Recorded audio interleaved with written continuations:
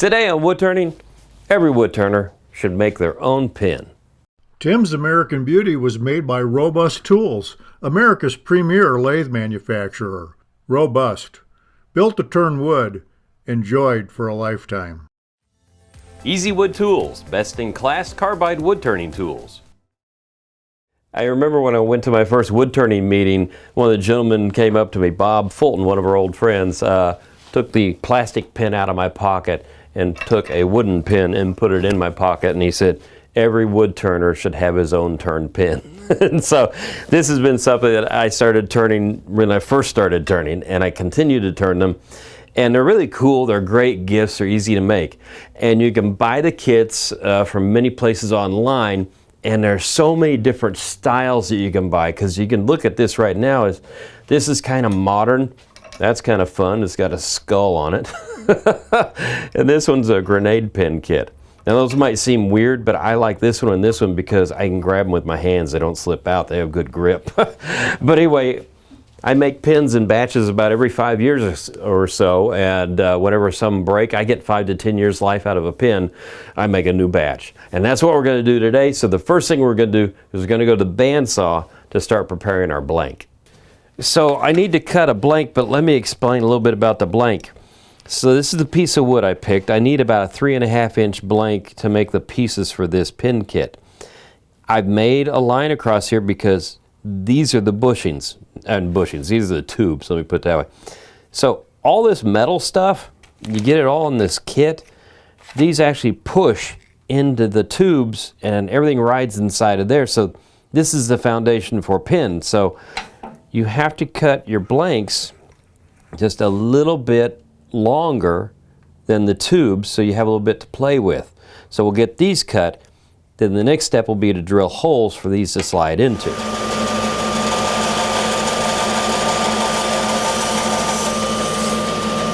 So we have our two pieces, and I forgot to mention these lines right here. When you're trying to match the grain look on a pin, it's really important that you remember which end is which.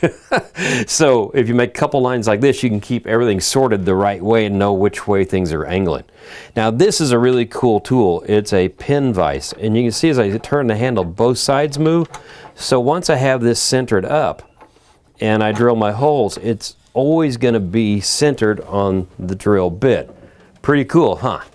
So we're going to drill a hole through this one and a hole through this one. Then we're on to gluing in the tubes.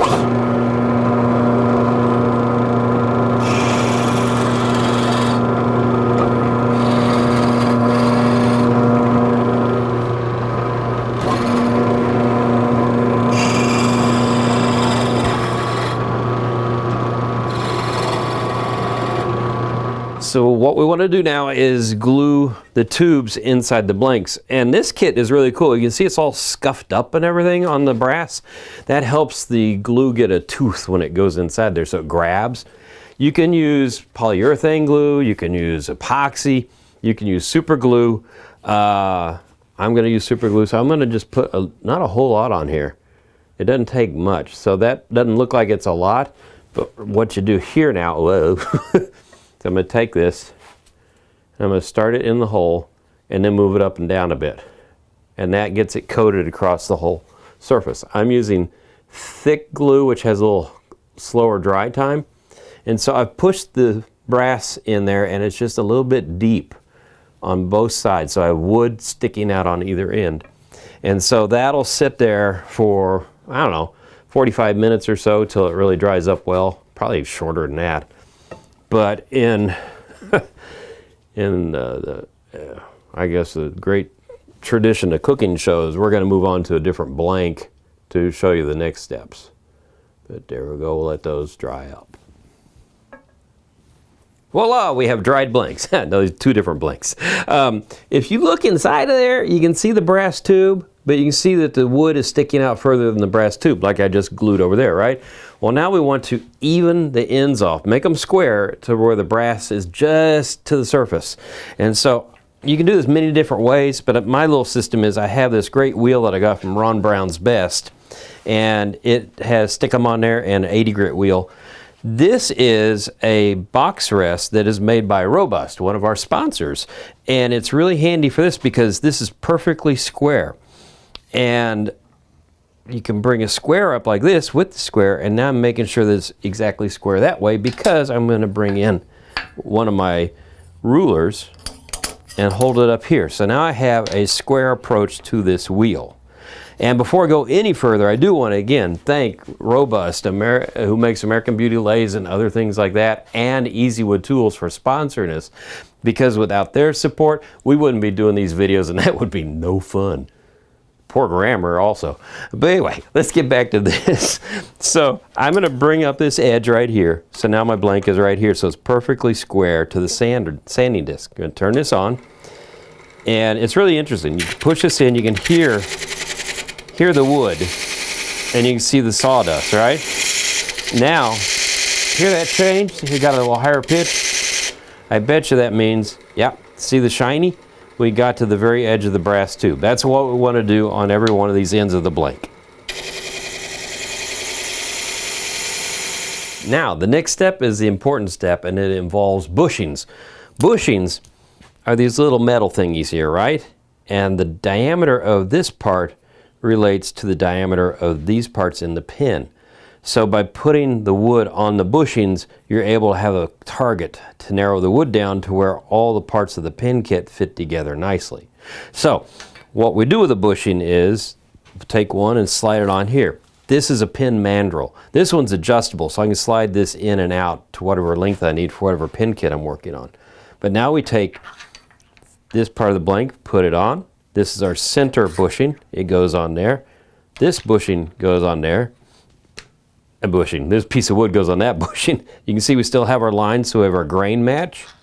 It goes here, and then we take a brass knob here, and if I get my fingers to work, we tighten that down, and the last thing we do for support is I bring in my tailstock, and I got a little point here on my Robust Live Center, and it goes into an indentation there, and now this is held like that, and so that's how we start turning this. Okay, so I brought up my Robust 6-inch tool rest. You want a small rest to get in here. I have it set at center height, and I have my Easy Wood tool. This is the little tiny cutters, and I'm using a straight cutter. These are really cool. So when you're turning something this small, you want to crank it up as high as you can get it. You need the speed to make it smooth. So we're going to come in here, and you can see I'm taking off just a portion of the width of the tool. I'm not using the whole tool. I'm using like the right edge here, maybe a third of it to come through. And I have always been an edge tool guy when it comes to making pins.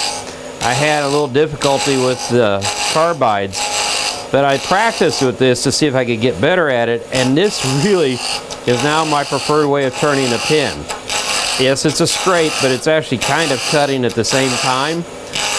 And it moves really fast and quickly, and I can make the curves and shapes that I want a lot easier.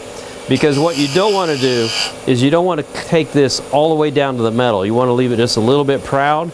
So when we're doing that, we're talking, oh man, you know, 32nd of an inch, 64th of an inch. So if you don't have control of the tool very well, because I have issues with feeling my hands, you can screw up a blank really quickly.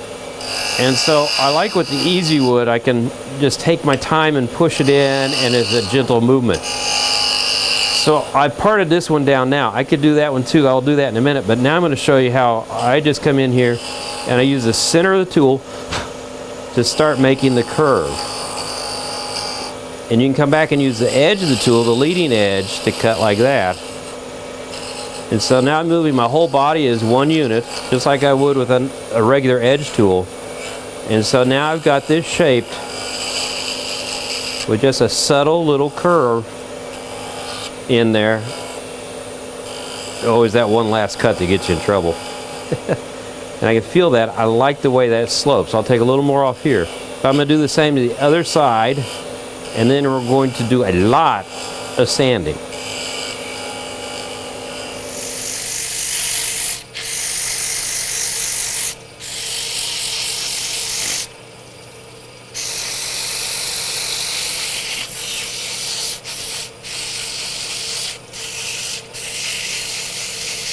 Okay, so we've sanded to 400 grit here, but I want to go further because no matter what finish you put on a pin, the finish is going to wear off after a while. So the finer the surface on the pin, the better it feels and the better it looks once that coating that you put on it goes away. So we're going to use a product called Micro Mesh. This is 1500 grit. We're going to go all the way up to 12,000 grit. And this is for glass and plastics and stuff, but it's worth it once you see the results. So and I get this and got that, and I start. And make sure you keep your speed slow, because you pick up too much speed, you can melt these discs. And it doesn't take much to get through a grit. So you just see it change colors there a little bit like that. So we've gotten through that one. We're going to go to the next one and just keep working our way up.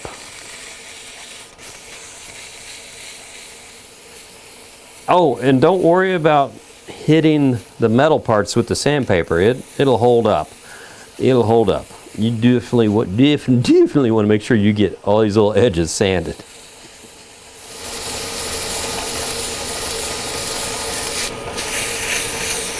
So that's 12,000 grit. That looks pretty doggone good. But this is maple burl and it's soft, so I want to strengthen it up a little bit more. How am I going to do that? Cyanoacrylate. So one thing to keep in mind when you do stuff like this, you always need to have a glue shirt. I screwed this one up a while back, so this is my shirt for doing things like this. So we're going to bring the speed up on the lathe about midway. I'm probably going about, I don't know, 1500 RPM there. So I got gloves on, I got super glue. We'll put 1, 2, 3, 4, 5 drops on there. Move quick. This is thin. We come across here. I'm going to rub it a couple times like that. Hands off. Going to take some accelerator. Missed it. We're going to give that just a moment or two, and that's going to dry. So we need to make several layers of this. If you don't rub this back and forth, I found out, you wind up leaving marks that are harder to sand out later. So you're just doing a micro layer of glue each time. Now I'm tearing off this piece because it's got glue on it. It's getting hot because it's drying. So I go to a new piece of paper towel now for the next one. This is our third coat. I'll probably put about 10 coats on this before we're done here. And have good ventilation, because this stuff can get you high. So there, we got about 10 coats on here, and it looks great, it's shiny, but you can see a little bit of rippling in there. So I want to take it one step further. I'm going to slow it down, go back to my 1500 grit, and I'm going to smooth the surface out. Don't want to hit it too hard because I don't want to go through to the wood, but I do want to smooth out the marks on there. So that's better. Now it's going to look a little bit duller, but we're going to polish this and make it really pop. So now we're going to use one of my favorite products, Yorkshire Grit. So this is an abrasive paste, and this is a micro abrasive paste, which you use after you use the brown stuff. So we're going to come over here, we're going to crank the lathe up as high as we can go, and now it's splatter zone for Brian and me. We're going to apply the paste, and now I'm going to buff the paste back and forth at this high speed. It's going to take out all the little scratches that I just got in there from using the 1500 grit. And you can actually see the polish kicking in now. I mean, it is shiny. Come here, I'm going to clean it all off. So that's step one. Now we'll come back over here, and I'm going to get some of the microfine, and we'll come up here. This won't take long. Yeah, it doesn't taste good. Oh God.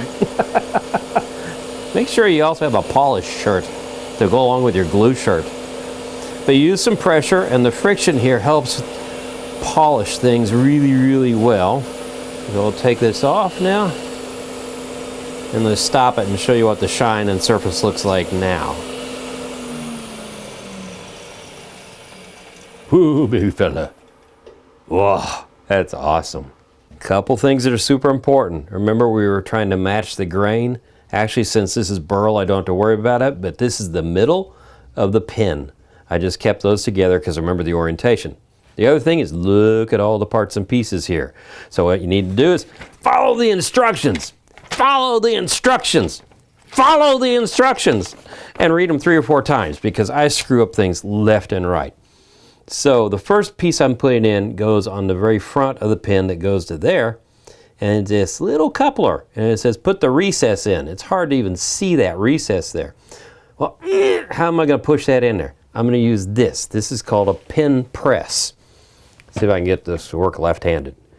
So I'm going to push, and there. See, it went inside, and it pressed the part in flush. I'm going to repeat that on all the other parts and follow the instructions, and we should be able to be ready to assemble our pin.